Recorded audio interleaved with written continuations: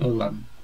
Orientação para a prática mediúnica na casa espírita. Estamos chegando ao último capítulo da apostila, que é um resumo do livro dos médiuns. Estamos na parte segunda, Manifestações Espíritas, capítulo 32, Vocabulário Espírita. Em seguida virá mais dois pequenos textos, O que é Espiritismo e Literatura Espírita. Nós vamos emendar aqui, porque eles vão ficar muito pequenininhos, para facilitar o estudo de vocês. E o vídeo está junto todos ali, que algumas pessoas preferem assistir um vídeo maior. Vejamos. O último capítulo do Livro dos Médiuns apresenta um vocabulário espírita constituído por termos mais usuais empregados na prática espírita à época da codificação espírita. Na primeira edição da obra, este vocabulário era extenso, quase 100 páginas. Posteriormente foi simplificado por Allan Kardec. Olha que no início tinha tantos termos diferentes que ele precisava de criar conforme ele disse aqui, quase 100 páginas para definir tantos termos técnicos. Depois, as pessoas também foram familiarizando, muitos textos, desses termos poderiam ser encontrados na própria leitura do livro, poderia ser entendido facilmente ali, ou com auxílio do dicionário. Então ficou só aqueles que são mais exclusivos.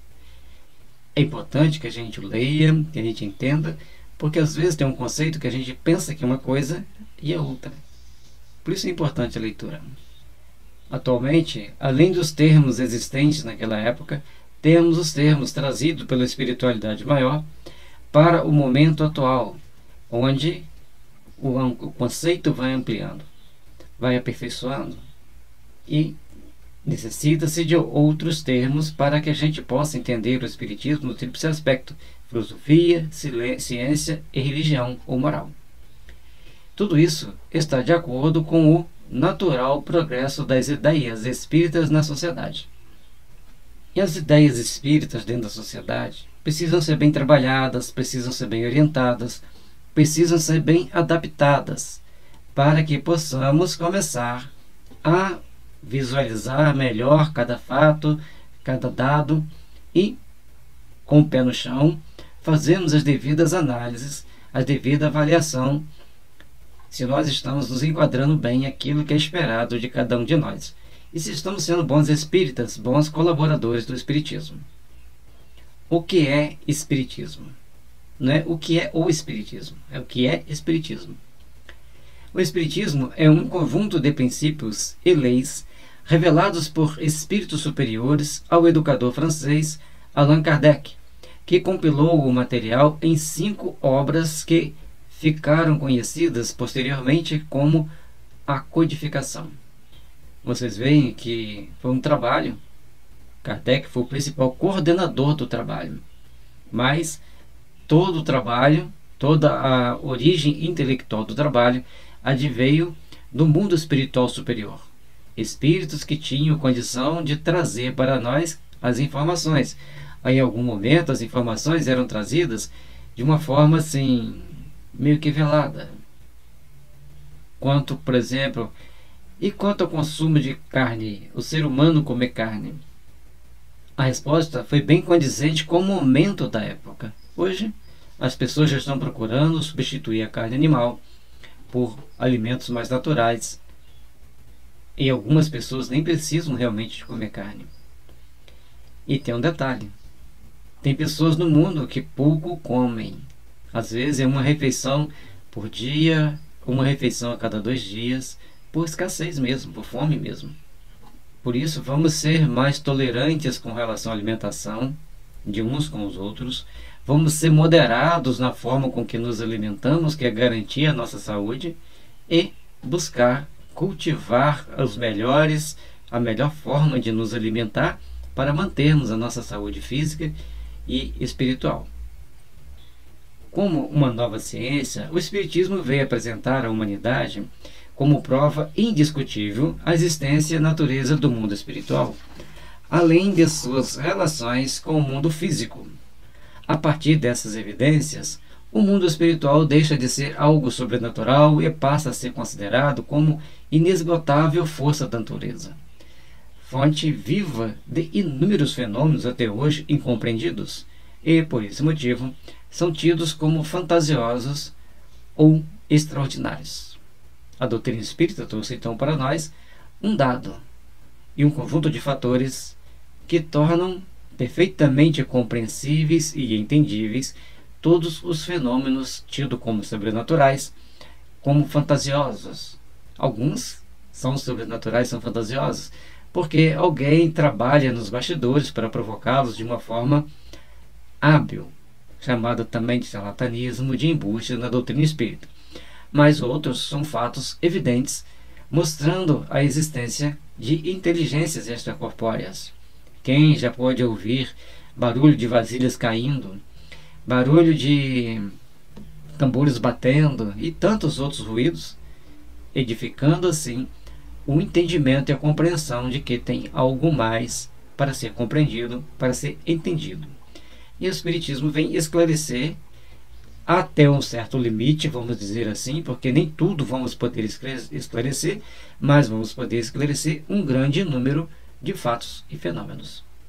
Jesus Cristo ressaltou a relação entre homem e espírito por várias vezes durante a sua jornada na Terra.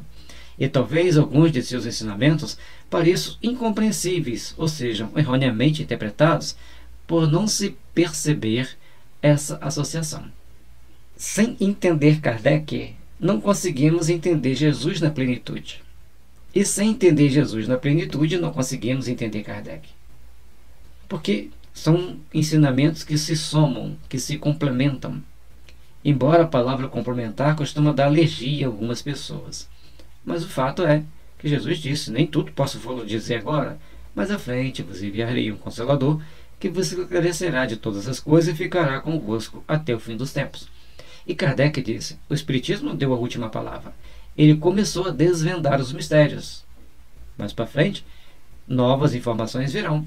Se a ciência provar que estamos errados, fiquemos com a ciência. Por isso, todos nós temos que ter muita tranquilidade ao fazermos a leitura e as interpretações dos fatos, que nem sempre estamos certos e nem sempre tem uma explicação espírita para aquele fenômeno, porque é uma explicação técnica que a ciência pode dar. A doutrina espírita revela novos e profundos conceitos sobre Deus, o universo, a humanidade, os espíritos e as leis que regem a vida. Ela merece ser estudada, analisada e praticada todos os dias de nossa existência, pois o seu valioso conteúdo servirá de grande impulso à nossa evolução.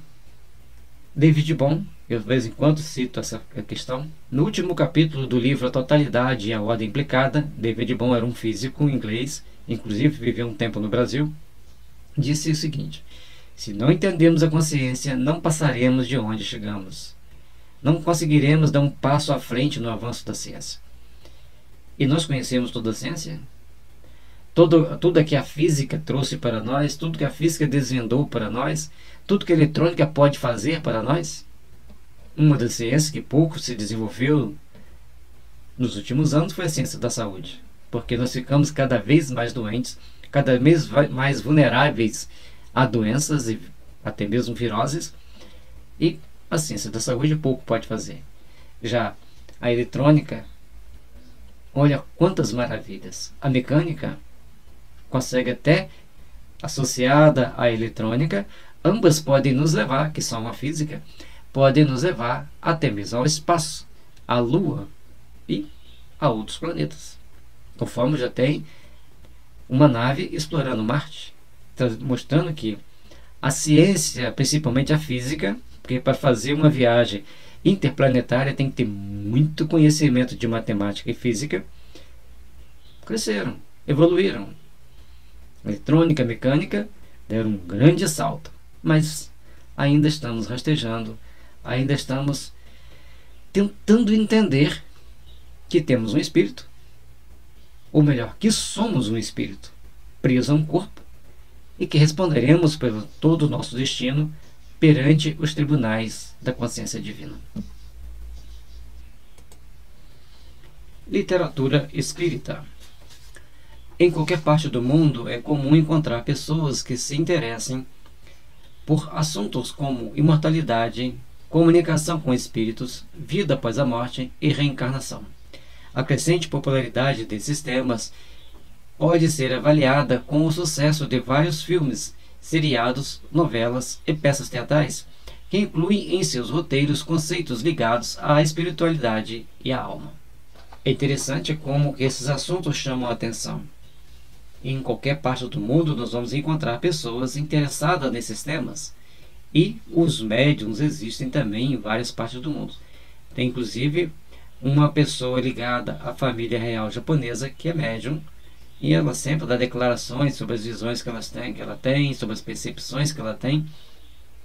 Nem sempre plenamente espírita, mas é mediunidade.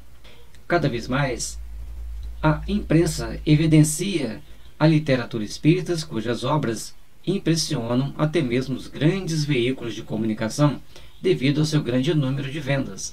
O principal motivo pela busca dos filmes e livros do gênero é simples. O Espiritismo consegue responder de forma clara perguntas que pairam sobre a humanidade desde os princípios dos tempos. Quem somos nós? De onde viemos? Para onde vamos? Grifei. Eu sempre gostava de pesquisar sobre assuntos ligados a extraterrestre, aos temas transcendentais. E nesse tempo eu não conhecia totalmente a doutrina espírita, e sempre alguém trazia para mim recorte de revista, recorte de jornal. Às vezes me davam, às vezes me emprestavam para ler assuntos ligados a isso. E naquele tempo não tinha internet, a gente alugava filmes. E a pessoa falou: assista esse filme. Era um documentário de um professor de física da Unicamp. Ele, fazendo suas pesquisas e buscando respostas, ele resolve um dia fazer uma meditação, subir a um monte e ficar ali, naquele silêncio, meditando, pensando nos assuntos que ele tinha que estudar, que ele tinha que desenvolver. E de repente, ele vê se aproximar um ser meio verde e ele pergunta para o ser: quem é você? E o ser responde para ele a mesma pergunta: e você sabe quem é você? E ele diz: o que você está fazendo aqui? E o ser responde para o professor: e você sabe o que você está fazendo aqui? De onde você veio? E você sabe de onde você veio? E no decorrer de todo o diálogo, no decorrer de toda aquela narrativa que ele faz, aquele ser verde deixou claro para ele que tinha a pergunta mais importante: para onde vamos? E tudo aquilo que ele recebeu ali de informação, naquela troca de informação com aquele ser verde, eram esclarecimentos espíritas. Quando eu fui lendo a doutrina espírita, fui vendo de onde nós viemos, por que nós estamos aqui, para onde nós vamos. E o mais importante, só que a doutrina espírita não responde quem somos nós. Deixa-nos entender quem somos nós. Observemo-nos para que a gente possa se conhecer melhor. E às vezes nós nos observamos de uma forma e o outro de outra forma. Por isso a importância do contato social e do diálogo entre as pessoas para que se esclareçam. Mesmo que às vezes possa haver um debate acalorado, mas, no passar do tempo, cada um vai chegando ao seu ponto de equilíbrio e de entendimento de que nós temos que evoluir, temos que crescer, temos que nos ajudar mutuamente. A literatura espírita apresenta argumentos fundamentados na razão, que acabam atraindo leitores de todas as idades. Os textos são trabalhados com afinco, apresentam boas histórias e informações coerentes, pois se baseiam em fatos reais. Em basear-se em fatos reais, traz para nós conjuntos de informações que, embora transcendentes, nos levam a repensar a nossa vida, as nossas atitudes, as nossas ações. Os ensinamentos espíritas trazem a mensagem consoladora de que existe vida após a morte. E essa é uma das melhores notícias que podemos receber quando temos entes queridos que já não habitam mais a Terra. As conquistas e os aprendizados adquiridos em vida sempre farão parte do nosso futuro e prosseguirão de forma ininterrupta por toda a jornada pessoal de cada um. Estamos na Terra para um aprendizado. Tudo que estamos fazendo aqui é um aprendizado. Tudo que nós estamos passando é um aprendizado. Sempre vai levar em conta o nosso sacrifício, o nosso esforço. Divulgar o Espiritismo por meio da literatura é a principal missão da FEB, que há mais de 100 anos seleciona conteúdos doutrinários de qualidade que espalha a palavra e o ideal do Cristo por todo o mundo, rumo ao caminho da felicidade e plenitude. Ajudem a FEB, colaborem com a FEB, adquiram livros da FEB, visitem o site da FEB. Bom, gente, propagandas à parte, é importante que nós entendermos isso, que a FEB precisa da renda dos livros para manter suas obras.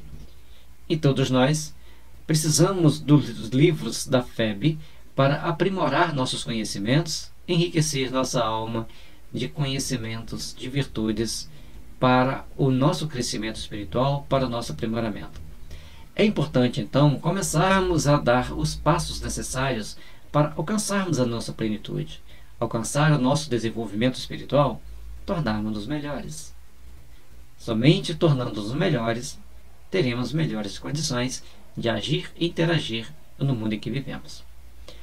A todos vocês que nos acompanharam até aqui, o nosso muito obrigado. Paz e luz. Que as bênçãos de Jesus estejam nos envolvendo a todos. Esta edição foi impressa pela Gráfica Editora Ideal Limitada de Brasília.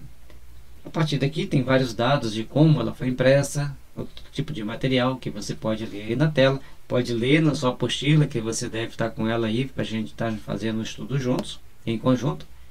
Orientação para a prática mediúnica no Centro Espírita. Aí você vai falar assim, mas por que você falou na Casa Espírita? Porque quando fala Centro Espírita, as pessoas ficam, nossa, Centro Espírita. Agora Casa Espírita. O efeito psicológico é diferente. Não criei polêmica lá na frente, fui falando Casa Espírita, porque o som soa melhor para aqueles que não conhecem a doutrina espírita e até mesmo não gostem da doutrina espírita. Mas, como diz Jung, nós não podemos ir contra o espírito do momento. Temos que aceitar e entender que, ao criarmos um termo paralelo que agrade o outro sem mudar o contexto do estudo, né, sem mudar o contexto da história, o contexto daquilo que nós queremos passar, agrada, atrai, edifica, instrui. Se tentarmos encontrar essas forças, acabamos por prejudicar toda uma obra. Dados necessários para todas as pessoas que trabalharam na materialização dessa apostila, para a criação da apostila, e que as bênçãos do Senhor possam estar sempre nos iluminando e nos fortalecendo, para que possamos saber trabalhar intimamente os nossos corações, desenvolvendo nossos sentimentos em bases sérias e seguras para o aprimoramento, para o aperfeiçoamento de todos nós. Somos espíritos imortais, necessitados da chama do amor, da chama do aperfeiçoamento e da construção de um mundo melhor. Saibamos, pois, trabalhar na edificação do bem, trabalhar na edificação da paz, para sabermos construir todo o possível para a edificação da luz em nossa caminhada. Um longo e exaustivo trabalho. Espero que tenha valido a pena, que esteja contribuindo para o seu aprendizado, para o seu crescimento. Para mim, trouxe muitas informações importantes para o meu aprendizado, para o meu aperfeiçoamento. E que a luz do Senhor esteja envolvendo a todos nós.